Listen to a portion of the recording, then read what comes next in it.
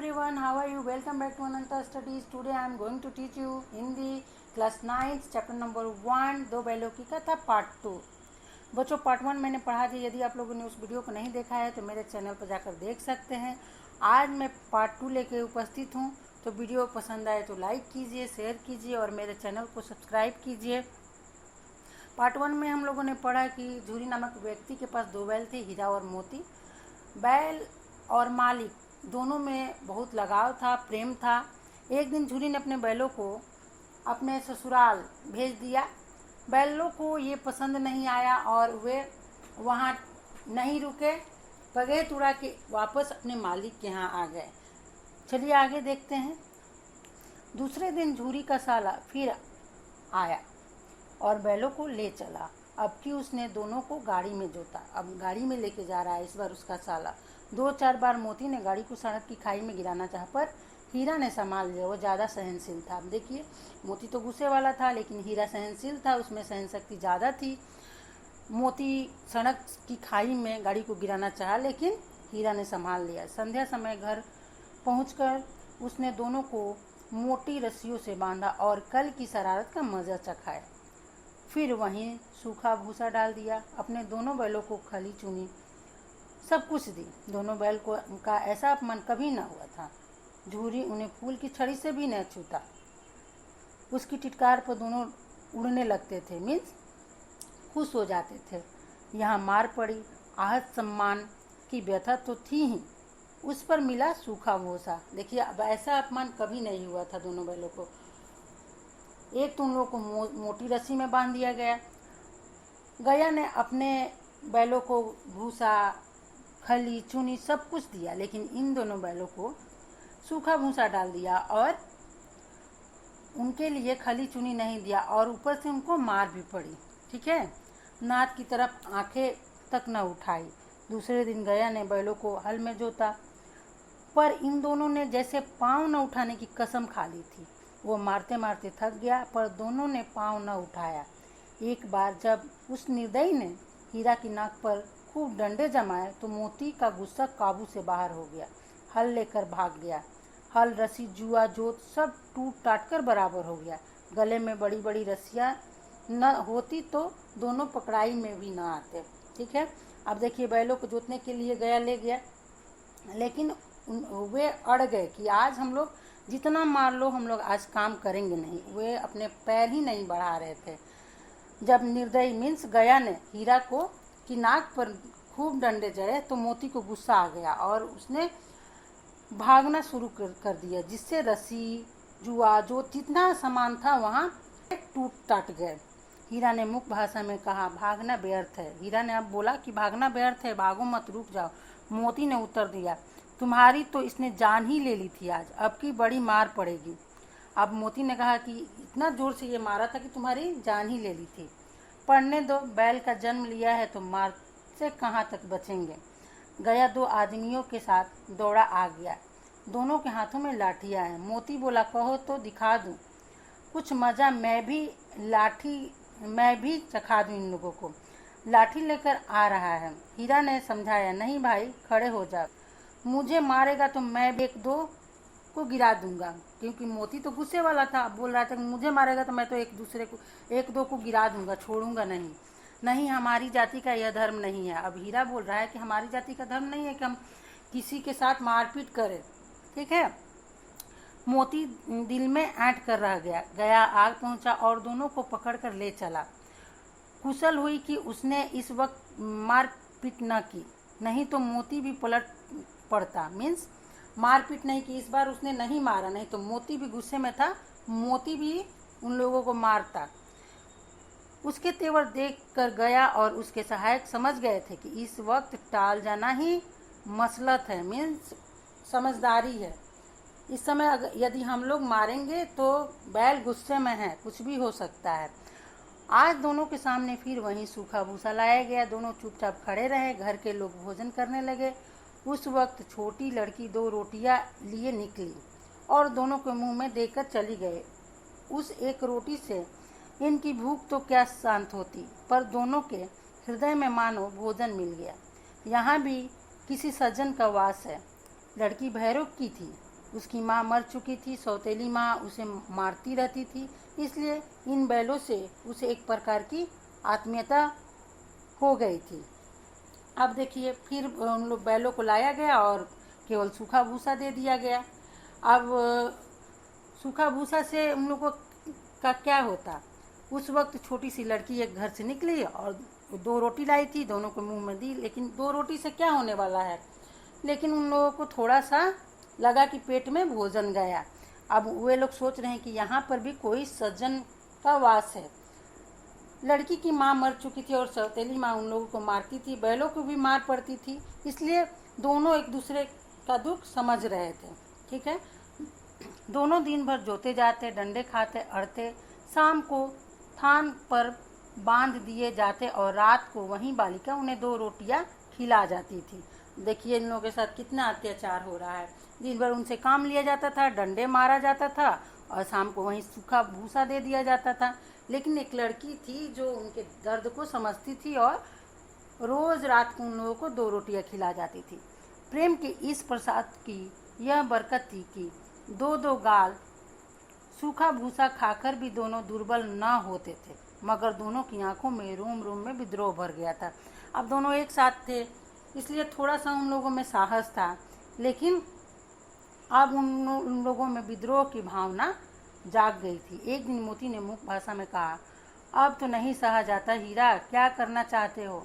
एक आध को सींगों पर उठाकर फेंक दूंगा। अब मोती गुस्से में आ रहा, अब वो सह नहीं सकता क्योंकि उसमें ज़्यादा सहन शक्ति नहीं थी।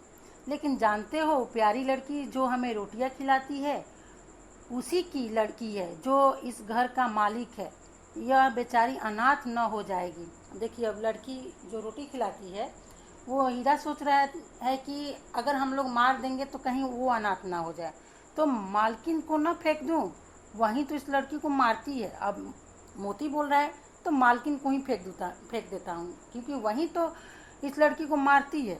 लेकिन औरत जात पर सींग चलाना मना है, यह भूलो मत। अब हीरा यहाँ पर पाठ पढ़ा रहा है कि औरत जात पर सींग चलाना नहीं चाहिए। तुम तक किसी तरह निकलने ही नहीं देते, बताओ तुड़ा कर भाग चले। हाँ, यह मैं स्वीकार करता हूँ, लेकिन इतनी मोटी रस्सी टूटेगी कैसे? इसका एक उपाय है, पहले रस्सी को थोड़ा सा चबा लो, फिर एक झटके में टूट जाएगी। अब दोनों ने चबाना शुरू कर दिया। उन्होंने ये उपाय निकाला कि रस्सी चबाएंगे तो पतली हो जाएगी, उसके बाद हम लोग तोड़ के भाग जाएंगे। रात को जब बालिका रोटियां खिलाकर चली गई, दोनों रस्सियां चबाने लगे, पर मोटी रस्सी मुंह में ना आती थी। बेचारे बार बार जोर लगाकर रह जाते। सहसा घर का द्वार खुला और वहीं लड़की निकली। दोनों सिर झुकाकर उसका हाथ चाटने लगे। दोनों की पूंछें खड़ी हो गई। उसने उसके माथे सहलाई और बोली, खोले देती हूँ। लड़की बोली कि मैं खोल देती हूँ, तुम लोग इतना मेहनत मत करो, चुपके से भाग जाओ। अब लड़की ने सलाह दिया कि चुपके से भाग जाओ, मैं खोल देती हूँ, नहीं तो यहाँ लोग मार डालेंगे। आज घर में सलाह हो रही थी कि इनकी नाकों में नाथ डाल दी जाए, मीन्स उनके नाक के अंदर से रस्सी घुसा के बांध दी जाए, जिससे ये शांत हो जाएंगे। ठीक है बच्चों, उसने गराव खोल दिया, पर दोनों चुपचाप खड़े रहे। गराव मीन्स उनके रस्सी खोल दी। मोती ने अपनी भाषा में पूछा, अब चलते क्यों नहीं? हीरा से पूछ रहा है। हीरा ने कहा, चले तो, लेकिन कल इस अनाथ पर आफत आएगी, सब इसी पर संदेह करेंगे। सहसा बालिका चिल्लाई, दोनों फूफा वाले बैल भागे जा रहे हैं, ओ दादा दादा, दोनों बैल भागे जा रहे हैं, जल्दी दौड़ो। अब लड़की ने शोर मचाना शुरू कर दिया कि जो बैल आए हैं वो भागे जा रहे हैं। गया हड़बड़ा कर भीतर से निकला और बैलों को पकड़ने चला। वे दोनों भागे। गया ने पीछा किया और भी तेज हुए। गया ने शोर मचाया, फिर गांव के कुछ आदमियों को भी साथ लेने के लिए लौटा। दोनों मित्रों को भागने का मौका मिल गया, सीधे दौड़ते चले गए। यहाँ तक कि मार्ग का ज्ञान न था। जिस परिचित मार्ग से आए थे उसका यहाँ पता न था। नए नए गांव मिलने लगे। तब दोनों एक खेत के किनारे खड़े होकर सोचने लगे, अब क्या करना चाहिए। हीरा ने कहा, मालूम होता है राह भूल गए, तुम भी बेतहाशा भागे, वहीं उसे मार गिराना था। उसे मार गिराते तो दुनिया क्या कहती। वह अपना धर्म छोड़ दे, लेकिन हम अपना धर्म क्यों छोड़े। अब देखिए यहाँ पर हीरा समझा रहा है, मोती बोल रहा है कि वहीं पर मार गिराना चाहिए था, लेकिन हम लोग इतना ज़ोर से भागे। तो हीरा समझा रहा है कि दुनिया क्या कहती, हम लोग अपना धर्म नहीं छोड़ेंगे, चाहे वो अपना धर्म छोड़ दे। दोनों भूख से व्याकुल हो रहे थे। खेत में मटर खड़ी थी, चरने लगे, रह रह कर आहट ले लेते, कोई आता तो नहीं है। जब पेट भर गया, दोनों ने आज़ादी का अनुभव किया तो मस्त होकर उछलने कूदने लगे, खुश हो गए। पहले दोनों ने डकार ली क्योंकि उन लोगों का पेट भर गया था। फिर सींग फैलाया और एक दूसरे को ठेलने लगे। मोती ने हीरा को कई कदम पीछे हटा दिया, यहाँ तक कि वह खाई में गिर गया। तब उसे भी क्रोध आया, संभल कर उठा और फिर मोती से मिल गया। मोती ने देखा खेल में झगड़ा हुआ चाहता है तो किनारे हट गया। ठीक है, अब चलिए और आगे देखते हैं क्या होता है बच्चों। अरे यह क्या, कोई सांड डकौता चला आ रहा है, मीन्स चिल्लाते हुए कोई सांड आ रहा है। हाँ, सांड ही है, वो सामने आ पहुंचा। दोनों मित्र बगले झांक रहे थे, अगल बगल से झांक रहे हैं कि कौन आ रहा है। सांड पूरा हाथी है, मीन्स बहुत विशाल था सांड। उससे भिड़ना जान से हाथ धोना है, लेकिन न भिड़ने पर भी जान बचती नहीं नजर आती। लेकिन अगर वे लोग नहीं भी लड़ते तो जान नहीं बचती। इन्हीं की तरफ आ रहा था। कितनी भयंकर सूरत है, मीन्स देखने में वो भयानक था। मोती ने मुख भाषा में कहा, साइलेंट लैंग्वेज में उसने बोला, बुरे फंसे, जान बचेगी, कोई उपाय सोचो। हीरा ने चिंतित स्वर में कहा, अपने घमंड में भूला हुआ है, आरजू विनती न सुनेगा, भाग क्यों न चले। मीन्स मोती बोल रहा है कि उसको अपनी शक्ति का बहुत घमंड है, इसलिए वो हम लोग विनती भी करेंगे तो सुनेगा नहीं, तो यहाँ से भाग जाना ही समझदारी है, भागना कायरता है। तो फिर यहीं मरो, बंदा तो 9 2 11 होता है, और जो दौड़ाए तो फिर कोई उपाय सोचो जल्द। उपाय यही है कि उस पर दोनों जने एक साथ चोट करें। अब देखिए, अब दोनों अपने में योजना बना रहे हैं कि दोनों यदि हम लोग एक साथ चोट पहुंचाएंगे तो कुछ हो सकता है। मैं आगे से रंगेता हूँ, मीन्स आगे से उसको घेरता हूँ, तुम पीछे से रंगे दो, तुम पीछे से उसको घेरो, दोहरी मार पड़ेगी तो भाग खड़ा होगा। मेरी ओर झपटे, तुम बगल से उसके पेट में सींग घुसेड़ देना। जान जोखिम है पर दूसरा उपाय नहीं है। देखिए, अब ये जान पर बनाई थी, लेकिन उन लोगों के पास दूसरा उपाय नहीं था। अब दोनों को मिलकर एक साथ ही चोट पहुंचाना था। दोनों मित्र जान हथेलियों पर लेकर लपके। सांड को भी संगठित शत्रुओं से लड़ने का तजर्बा न था। ठीक है बच्चों, वह तो एक शत्रु से मल युद्ध करने का आदी था। वो केवल एक ही शत्रु से आज तक लड़ा था, उसको तजुर्बा नहीं था कि संगठित शत्रुओं से, मीन्स बहुत सारे शत्रुओं से एक साथ लड़े। जो ही हीरा पर झपटा, मोती ने पीछे से दौड़ाया। सांड उसकी तरफ मुड़ा तो हीरा ने रगेदा। अब देखिए, इधर मोती ने पहले वार किया, फिर सांड जब मोती की तरफ मुड़ा तब हीरा ने उसे दौड़ाया।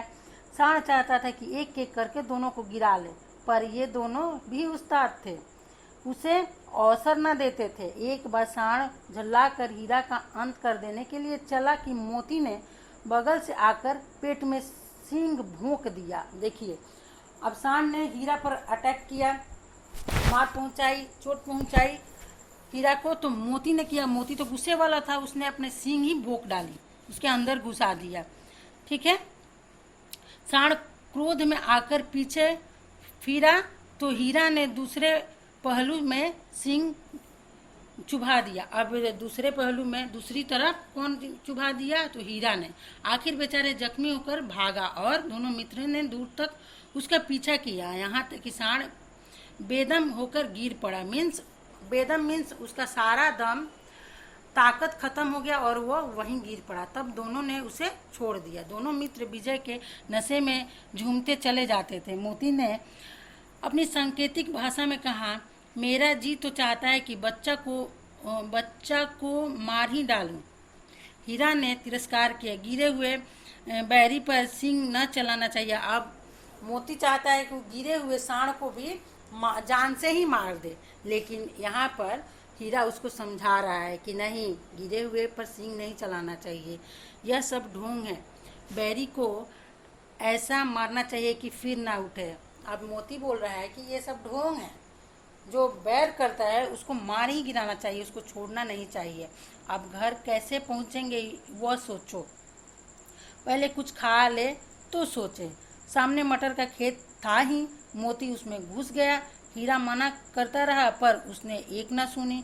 अभी 2 ही 4 ग्रास खाए थे कि 2 आदमी लाठियाँ लिए दौड़ पड़े और दोनों मित्र को घेर लिया। हीरा तो मेड़ पर था, निकल गया। मोती सींचे हुए खेत में था, उसके खुर कीचड़ में धंसने लगे, न भाग सका, पकड़ा गया।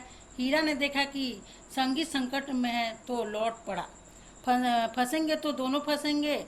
रखवालों ने उसे भी पकड़ लिया। प्रातःकाल दोनों मित्र कांजी हाउस में बंद कर दिए गए। अब देखिए, हीरा मना कर रहा था कि खेत में मटर खाने मत जाओ, लेकिन मोती माना नहीं और खेत में चला गया। और खेत भींगा हुआ था क्योंकि उसका सिंचाई हुआ था, इसलिए हीरा भागते हुए भी जब मोती फंस गया तो उसके लिए लौट आया कि जब मोती फंसा हुआ है तो हीरा भी नहीं भागेगा, फंसेंगे तो दोनों साथ में।